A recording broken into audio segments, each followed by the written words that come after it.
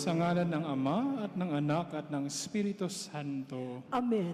Ang pagpapala ng ating Panginoong Hesukristo, ang pag-ibig ng Diyos Ama, at ang pakikipagkaisa ng Espiritu Santo, naway sa inyong lahat. At sumaiyo rin. Gloria in excelsis Deo.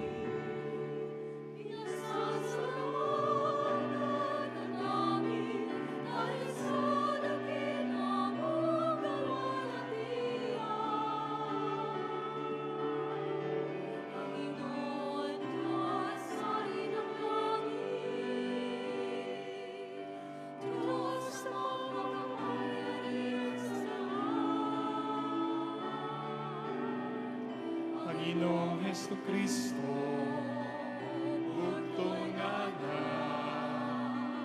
Panginoong Diyos, meron ang iyong salaklangaman. Ikaw na nag-aalis sa mga kasalanan sa kalimutan, paawat ka sa amin. Tanggapin mo ang aming kahilingan, ikaw na nalulunod sa kanan ng Ama. Maawat ka sa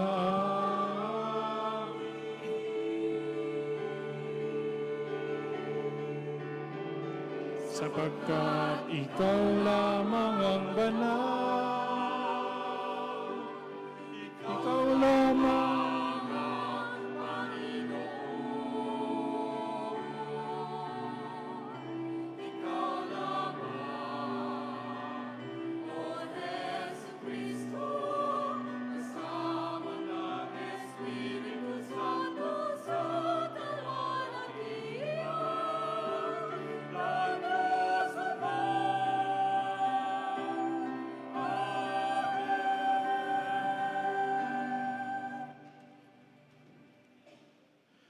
Manalangin tayo.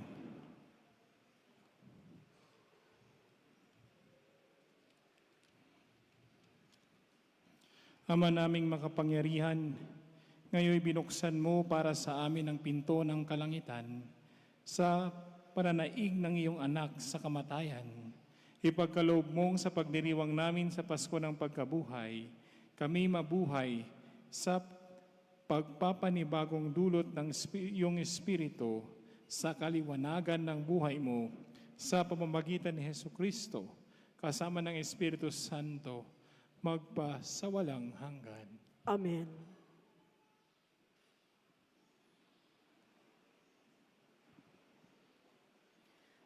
Pagbasa mula sa mga gawa ng mga apostol. Nung mga araw na iyon, nagsalita si Pedro. Alam ninyo ang nangyari sa buong Judea na nagsimula sa Galilea nang mangaral si Juan tungkol sa binyag. Ang sinasabi ko'y tungkol kay Jesus na taga Nazaret. Ipinagkaloob sa kanya ng Diyos ang Espiritu Santo at ang kapangyarihan bilang katunayan na siya nga ang hinirang. Sapagkat sumasa kanya ang Diyos. Saan man siya pumaroon ay gumagawa siya ng kabutihan at nagpapagaling sa lahat ng pinahihirapan ng dyablo. Saksi kami sa lahat ng ginawa niya sa lupain ng mga Hudyo at sa Jerusalem. Gayunman, siya'y ipinako nila sa krus. Ngunit muli siyang binuhay ng Diyos sa ikatlong araw. Napakita siya hindi sa lahat ng tao, kundi sa aming lamang na noon pa mang unay pinili na ng Diyos bilang mga saksi. Kami ang nakasama niyang kumain at uminom pagkatapos na siya'y muling nabuhay. Inatasan niya kaming mangaral sa mga tao at magpatotoo na siya ang itinalaga ng Diyos na maging hukom ng mga buhay at mga patay. Siya ang tinutukoy ng mga propeta ng kanilang ipahayag na bawat mananalig sa Kanya ay tatanggap ng kapatawaran sa kanilang mga kasalanan sa pamamagitan ng Kanyang pangalan. Ang salita ng Diyos. Salamat sa Diyos.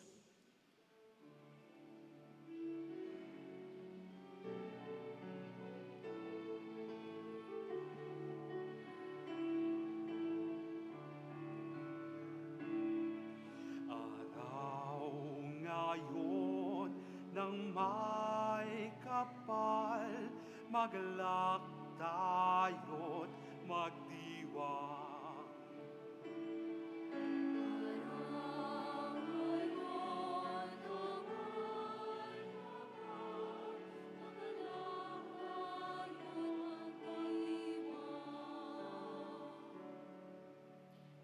O pasalamatan ang Diyos na Panginoon, pagkat siya'y mabuti. Ang kanyang pag-ibig ay napakatatag at mananatili. Ang taga-Israel, bayaang sabihit kanilang ihayag, ang pag-ibig ng Diyos ay hindi kukupas.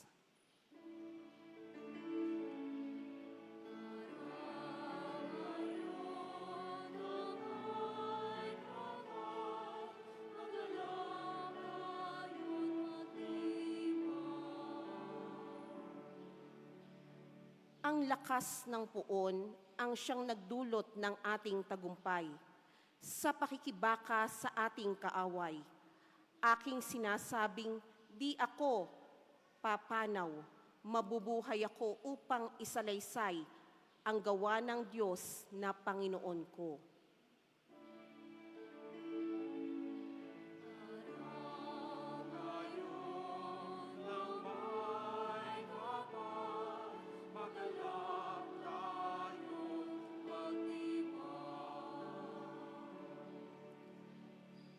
Ang batong natakwil ng nangagtatayo ng tirahang bahay, sa lahat ng bato'y higit na mahusay. Ang lahat ng ito, ang nagpamalas ay ang Panginoong Diyos, kung iyong mamasdan ay kalugod-lugod.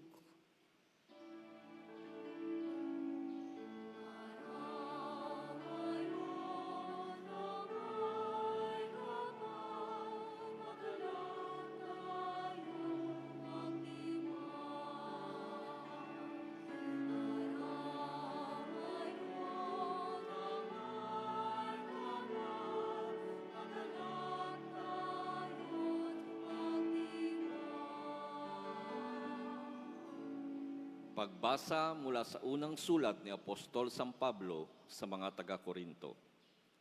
Mga kapatid, hindi ba ninyo alam ang kasabihang napaaalsa ng kaunting lebadura ang buong masa? Alisin ninyo ang lumang lebadura, ang kasalanan, upang kayo'y maging malinis. Sa gayon, matutulad kayo sa isang bagong masa na walang lebadura, at ganyan nga kayo. Sapagkat naihandog na ng ating korderong pampaskwa, si Kristo. Kaya't ipagdiwang natin ang Paskwa, ngunit hindi sa pamamagitan ng tinapay na may lumang lebadura ng kasamaan at kahalayan, kundi sa pamamagitan ng tinapay na walang lebadura, sa gisag ng kalinisan at katapatan. Ang salita ng Diyos. Salamat sa Diyos. Purihin si Jesucristo, hain para sa tao, nagligtas na kordero nang makasundo tayo, ang amang lumikha nitong mundo. Buhay at kamatayan, kapwa nagtunggalian, at ang nagtagumpay, pagkabuhay. Ano ba, Maria, ang iyong nakita? Puntod ni Kristong nabuhay, liwanag niya't kaningningan, anghel na malinaw, kumot at kasuotan. Buhay si Kristong pag-asa, pupunta siya sa Galilea. Kami sumasampalatayang buhay kang talaga, hari ng ligaya, magbasbas ka.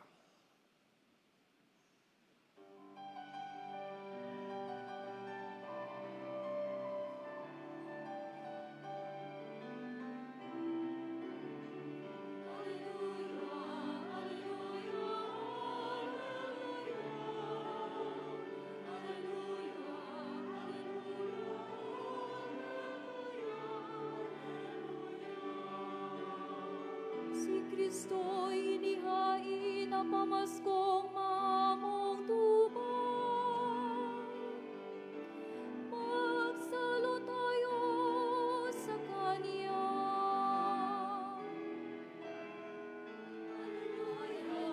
Hallelujah.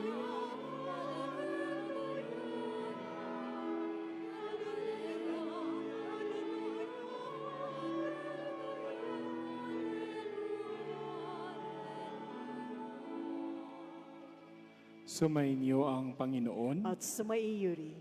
ang mabuting balita ng Panginoon ayon kay San Juan. Papuri sa iyo, Panginoon.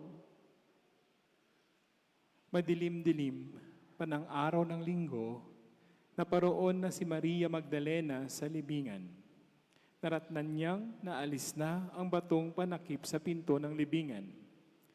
Dahil dito, napatakbo siyang pumunta kay Simon Pedro at sa alagad na mahal ni Jesus at sinabi sa kanila, "Kinuha sa libingan ang Panginoon at hindi namin alam kung saan dinala."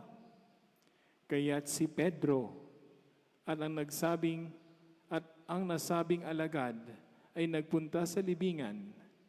Kapwa sila tumakbo, ngunit si Pedro ay naunahan ng kasamang alagad.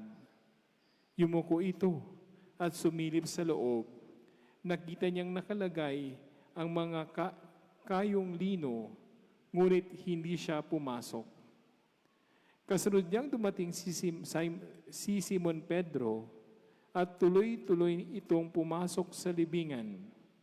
Nakita niya ang mga kayong lino at ang panyong ibinalot sa ulo. Hindi ito kasama ng mga kayong lino, kundi hiwalay na nakatiklop sa isang tabi. Pumasok din ang alagad na naunang dumating. Nakita niya ito at siya'y naniwala. Hindi pa nila nauunahan ang nasasaad sa kasulatan na kailangan muling mabuhay si Jesus. Ang mabuting balita ng Panginoon. Pinupuri ka namin, Panginoong Hesukristo. Magandang umaga po sa ating lahat. Ang Pasko ng Pagkabuhay ay ang pinakamataas at pinakadakilang kapistahan ng ating pananampalatayang Kristiyano.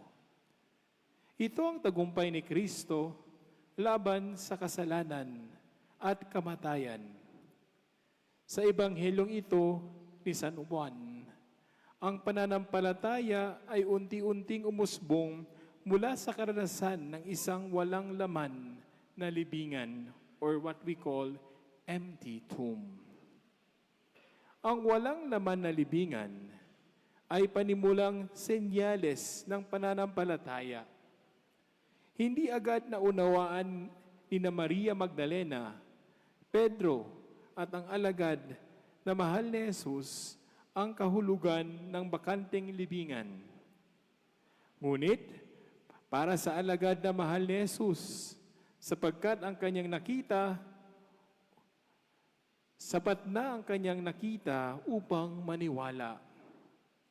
Ang kanyang pananampalataya ay hindi nakabatay sa pagpapakita ng muling nabuhay na Jesus, kundi sa mga palatandaan. Una, ang inalis na bato. Pangalawa, ang kayong lino. Pangatlo, ang nakatiklop na panyo. Mga simpleng tanda na may malalim na kahulugan. Ayon kay St. Thomas Aquinas, ang muling pagkabuhay ni Kristo ay ang tinatawag niyang causa exemplaris ng ating pag-asa. Sa teolohiya, ang pagkabuhay na magmuli ay hindi lamang isang himala, kundi ang pagsisimula ng isang bagong paglikha. Itinaas tayo ng Panginoon mula sa pagkakasala patungo sa buhay na walang hanggan. Ito ang katuparan ng plano ng kaligtasan ng Diyos. Tinatawag nating salvation history. Isang pagsagot sa ating existential longing for eternal life.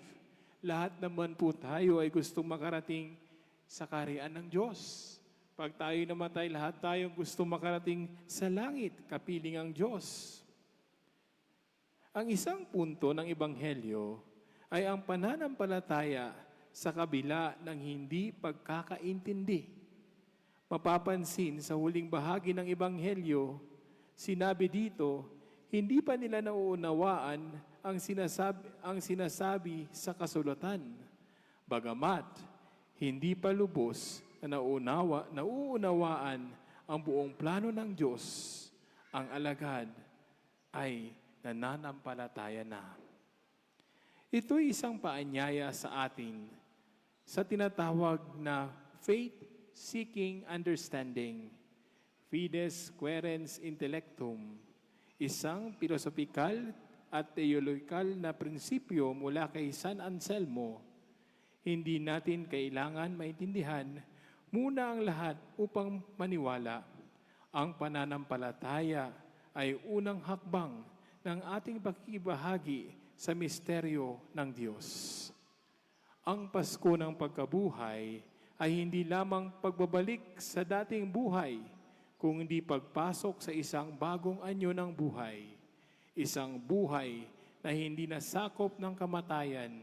Si Jesus ang tinatawag na first fruits ng mga muling mabubuhay.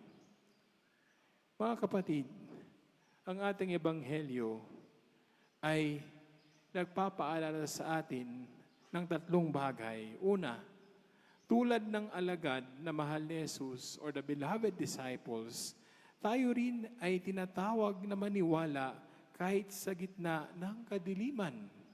Marami kang problema. Ang hamon ng Ebanghelyo, maniwala ka pa rin kay Jesus. Pangalawa, ang Pasko ng pagkabuhay ay paanyaya sa bagong pag-asa, bagong buhay, at bagong pananaw sa ating pang-araw-araw na pamumuhay. Pangatlo, sa bawat misa, ipinagdiriwang natin ang misteryo ng Pasko ng pagkabuhay. Muling nabubuhay si Kristo sa ating puso, sa ating komunidad, at sa ating sakripisyo ng pag-ibig. In my heart, I know my Savior lives. My dear brothers and sisters in Christ, to end my homily with you, gusto kong ibahagi itong simpleng kwento ng isang bata na gumawa ng kanyang laruan na bangka. Mahal na mahal ng batang ito, itong bangka na ginawa niya. At dahil ito ay isang bangka, ay nilaro niya ito sa isang kanal. Inanod ng agos ng tubig ang bangka at nalayo sa mata ng bata hanggang sa ito ay umabot sa isang ilog. Sinundan ito ng bata ngunit hindi na makita. Kinabukasan ay muli niyang binalikan ang tabing ilog at laking gulat niya nang makita niya ang kanyang bangka sa kamay ng isang lalaki na nagbebenta ng kung ano-anong klaseng bagay. Sabi niya, Manong, sa akin po yung bangka na yan. Pinilit niya itong kunin, ngunit ayaw ibigay ng lalaki. Sabi ng lalaki, bata, napulot ko ito at sa akin na ito. Kung nais mo itong makuha, dapat tubusin mo, bilin mo sa akin. Labis nalungkot ang bata kasi ayaw ibigay sa kanya ang laruan niyang bangka. Umuwi siya at sinimulan niyang mag-ipon. At nang marami na siyang naipon, ay muli niyang binalikan ang lalaki. Manong, manong, bibiling ko na po yung bangka. At nabili niya ang bangka at tuwang-tuwa siya. Niyakap niya ang bangka sa kanyang dibdib at sabi niya, akin ka na muli. Akong gumawa sa iyo, sabi niya sa bangka. Minahal kita, nalayo ka, ngunit tinubos kitang muli. Hindi ka na muling mawawalay sa aking piling. Mga kapatid, tayo ang bangka at ang Diyos ang nagmamay-ari sa atin. Ginawa niya tayo at tinubos mula sa pagkaalipin sa kamatayan sa pamamagitan ng kanyang pagkamatay at ng ating sineselebrate ngayong araw na ito ang muling pagkabuhay. Kaya po Happy Easter kasi si Jesus nililigtas niya tayo, tinutubos niya tayo at sinasabi niyang sa bawat isa sa atin maging akin kang muli. Ang lahat po ay magsitayo para sa pagsasariwa sa pangako sa pagbibinyag.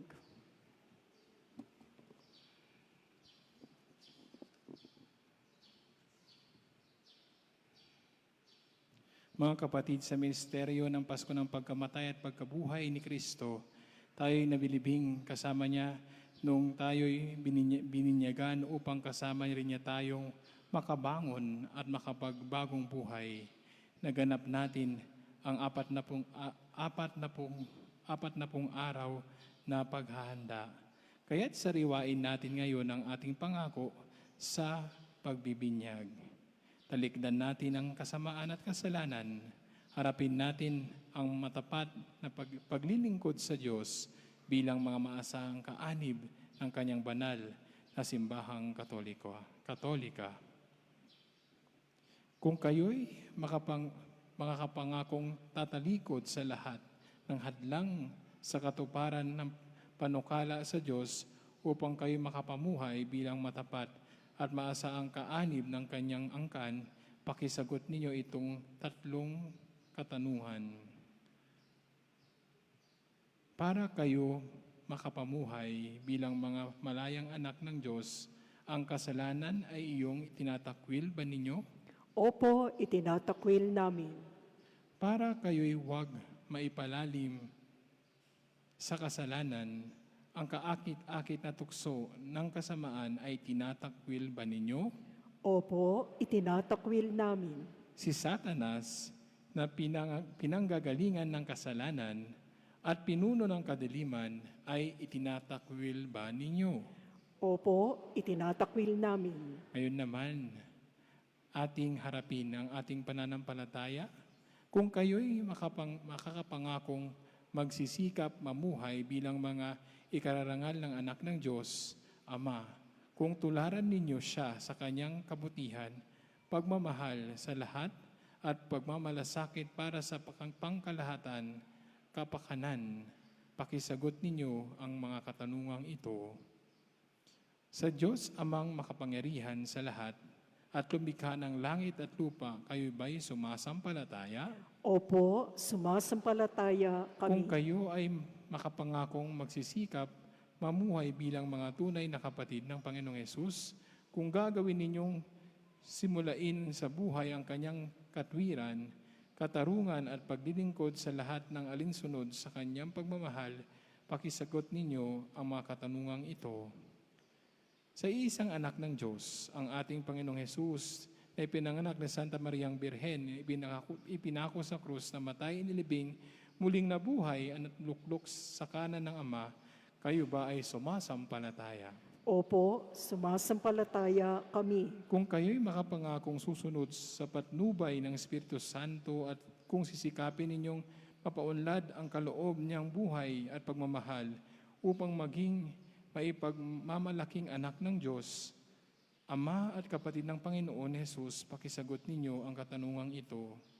sa Espiritu Santo, sa banal na simbahang katolika, sa kasamahan ng mga banal, sa kapatawaran ng mga kasalanan, sa muling pagkabuhay ng mga namatay, at sa buhay na walang hanggan, kayo ba ay sumasampalataya? Opo, sumasampalataya kami.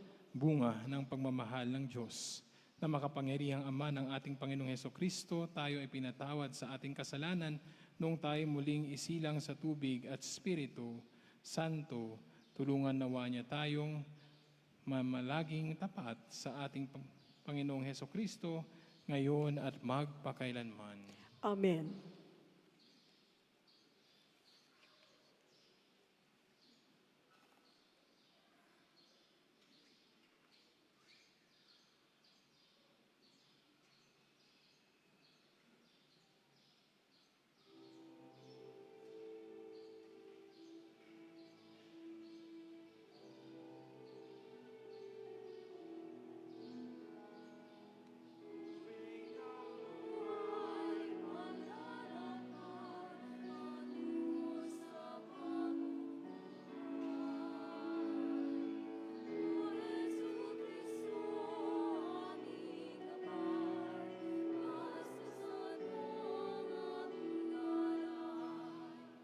Bukal na liwanag, nagbibigay ilaw sa mga bulag. Kami lumalapit sa iyong batis upang makakita. Tubig ng buhay, paglalakbay, patungo sa bagong buhay. O Jesucristo, aming gabay, basbasan mo ang aming alay.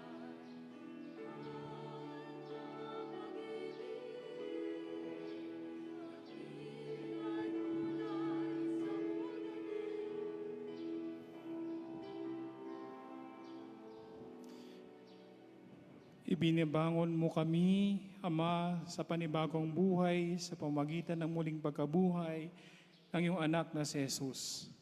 Sa pamamagitan niya, tulutan mo kami na iyong grasyang nagdudulot ng galak at kaganapan.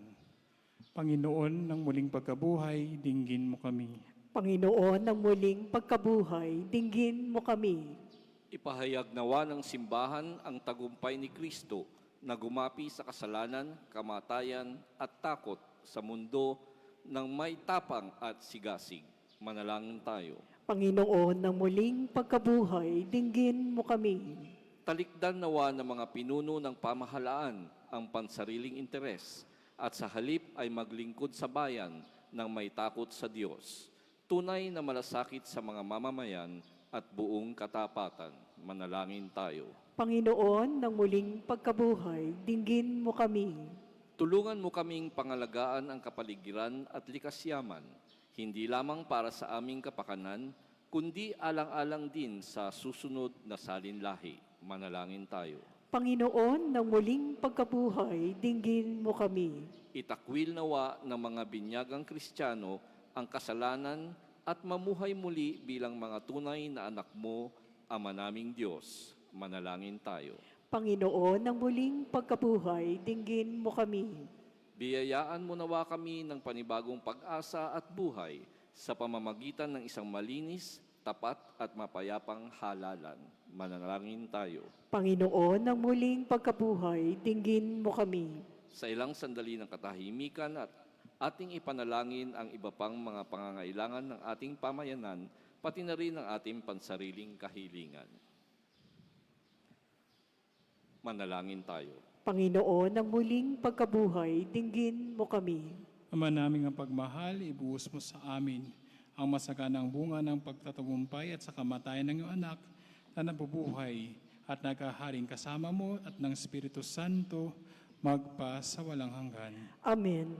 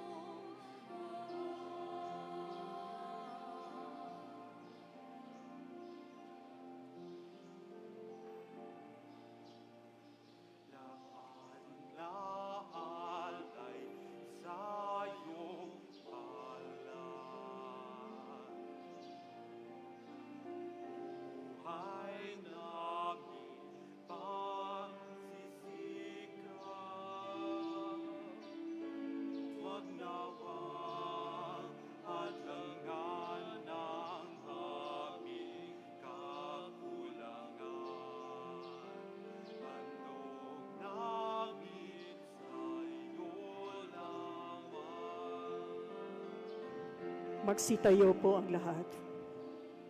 Manalangin kayo, mga kapatid, upang ang paghahain natin ay kalugdan ng Diyos Amang makapangyarihan.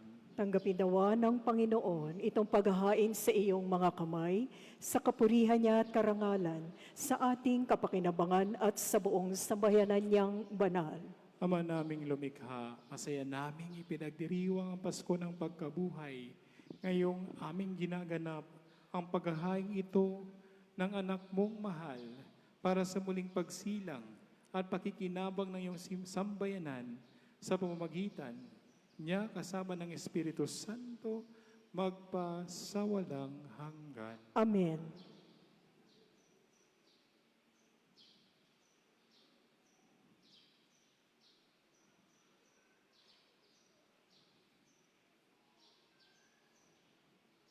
Sumainyo ang Panginoon. At sumaiyo rin, Itaas sa Diyos ang iyong puso at diwa. itinaas na namin sa Panginoon. Pasalamatan natin ang Panginoong ating Diyos. Marapat na siya ay pasalamatan. Ama naming makapangyarihan, tunay ngang marapat na ikaw ay aming pasalamatan.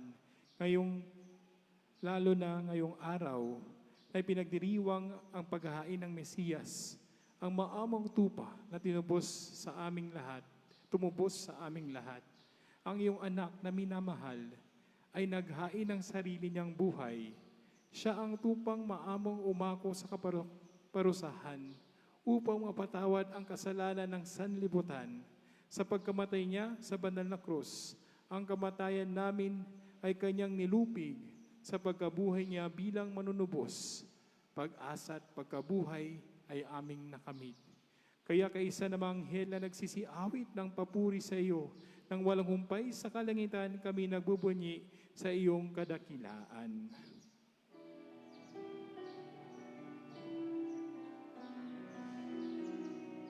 Santo, Santo, Santo, Panginoon Diyos ng mga Pupuno ang langit at lupa ng kadakilaan.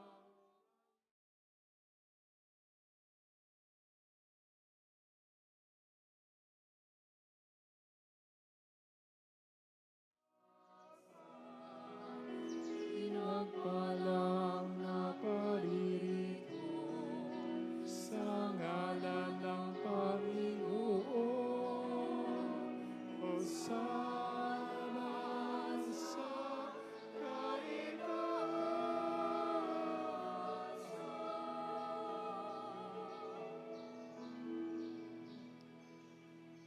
Ama naming banal, ikaw ang bukal ng tanang kabanalan, kaya't sa pamamagitan ng iyong Espiritu, gawin mong banal ang mga kaloob na ito upang para sa aming maging katawan at dugo ng aming Panginoong Heso Kristo.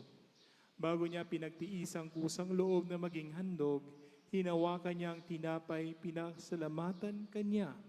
Pinaghati-hati niya iyon, inaabot sa kanyang mga alagad at sinabi, "Tanggapin ninyong lahat ito at kanin. Ito ang aking katawan na ihahandog para sa inyo."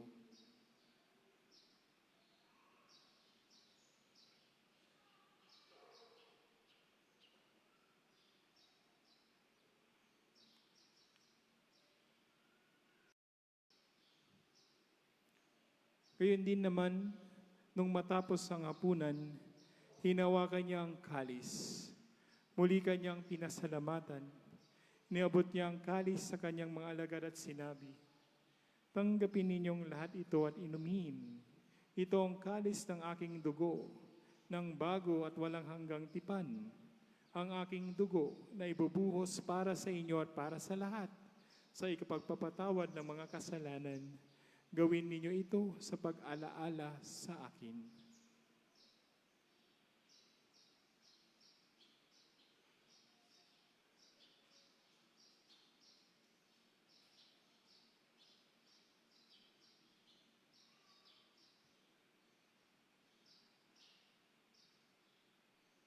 Ang misteryo ng pananampalataya.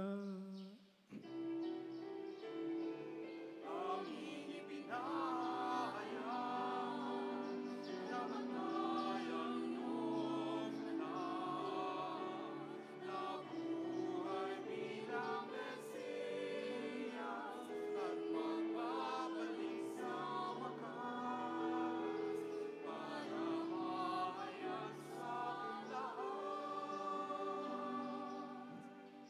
Ama, ginagawa namin ngayon ang pag-alaala sa pagkamatay at muling pagkabuhay ng iyong anak. Kaya't inaalay namin sa iyo ang tinapay na nagbibigay buhay at ang kalis na nagkakaloob ng kaligtasan. Kami nagpapasalamat dahil kami iyong minarapat na tumayo sa harap mo para maglingkod sa iyo. Isinasamon namin kami magsalo-salo sa katawan at dugo ni Kristo ay mabuklod sa pagkakaisa sa pamagitan ng Espiritu Santo. Ama, lingapin mo ang iyong simbahang laganap sa buong daigdig. Puspusin mo kami sa pag-ibig kaisa ni Francisco na aming Papa, ni Rafael na aming Obispo, at ng Tanang Kaparian. Alalahanin mo rin ang mga kapatid naming nahimlay na may pag-asang sila'y muling mapubuhay. Gayon din ang lahat ng mga pumanaw. Kawan mo sila at patuloyin sa iyong kaliwanagan. Kaawaan mo at pagindapatin kaming lahat na makasalo sa iyong buhay na walang wakas. Kaisa ng mahal na Birheng Maria na Ina ng Diyos, kaisa ng mga apostol at ng lahat ng mga banal na namuhay dito sa daigdig ng kalugod-lugod sa iyo, maipagdiwang nawa namin ang pagpupuri sa ikararangal mo sa pamagitan ng iyong anak na aming Panginoong Heso Kristo.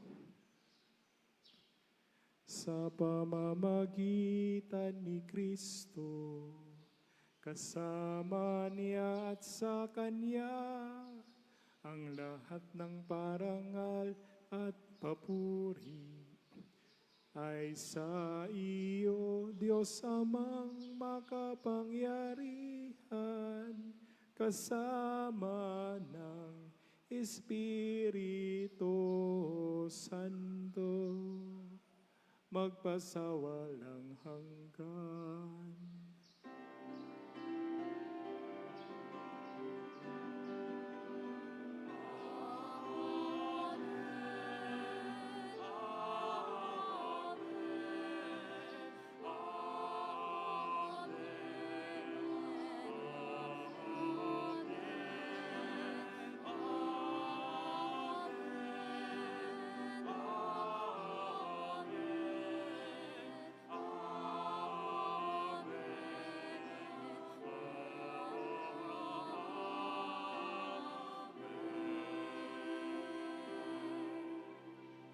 Sa tagubiling ng mga nakakagaling na utos sa turo ni Jesus na Panginoon natin at Diyos, ipahayag natin ng lakas loob.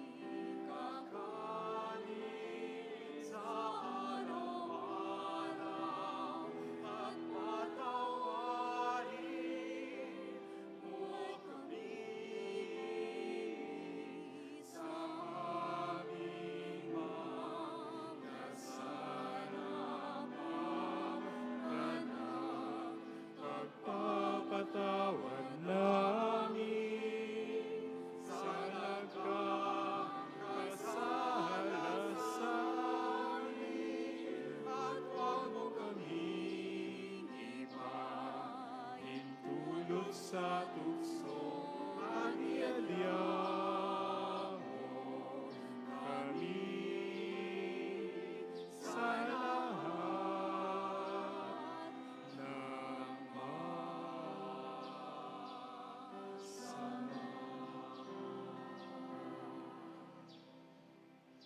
Hiniling namin kami adya sa lahat ng masama pagkalooban ng kapayapaan araw-araw, iligtas sa kasalanan at ilayo sa lahat ng kapahamakan.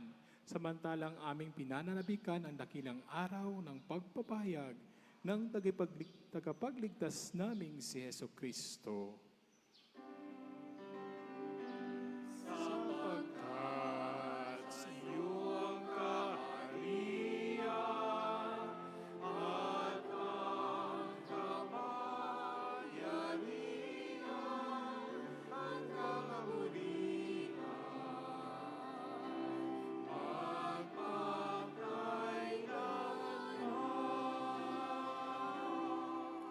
Panginoong Heso Kristo, sinabi mo sa iyong mga apostol, kapayapaan ang iniwan ko sa inyo, ang aking kapayapaan ang binibigay ko sa inyo.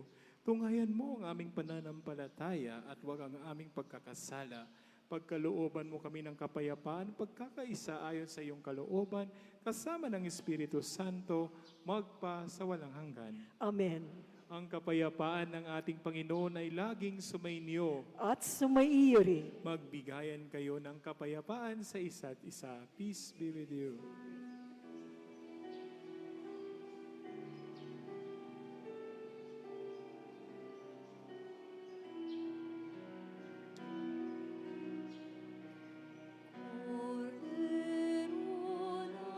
na Diyos na nag-alis ng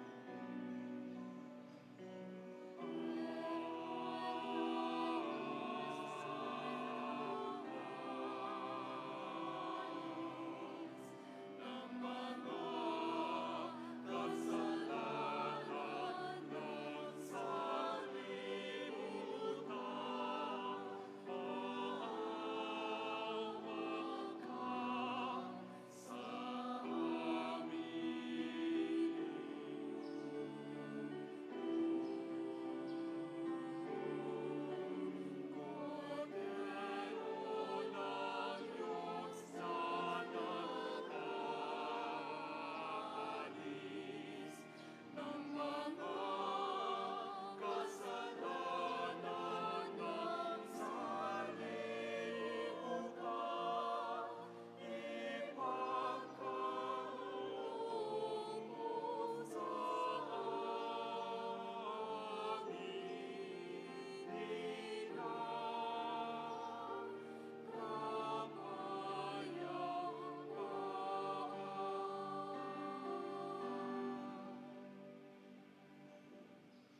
Ito ang kordero ng Diyos. Ito ang nag-aalis ng mga kasalanan ng sanlibutan. Mapalad ang mga inaanyayahan sa kanyang piging. Panginoon, hindi ako ako karapat-dapat dapat na magpatuloy sa iyo, ngunit sa isang salita mo lamang ay gagaling na ako.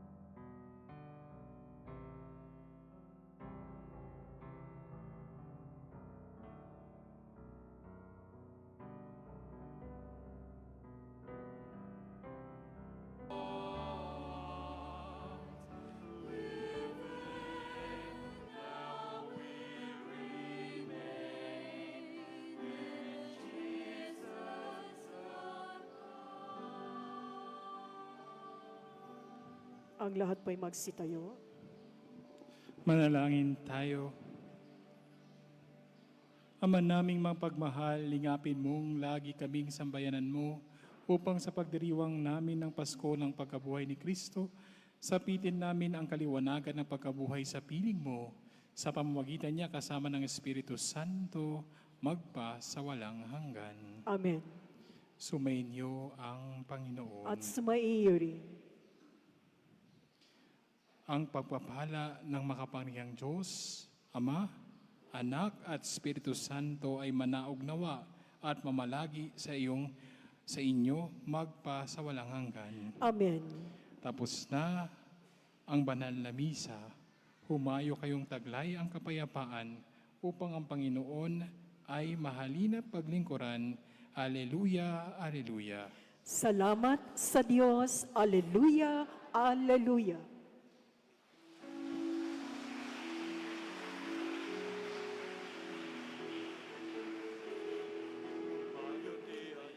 Purihin siya, lawitan siya, pagliligtas ng Diyos na sa krus ni Jesus, ang siyang sa mundo.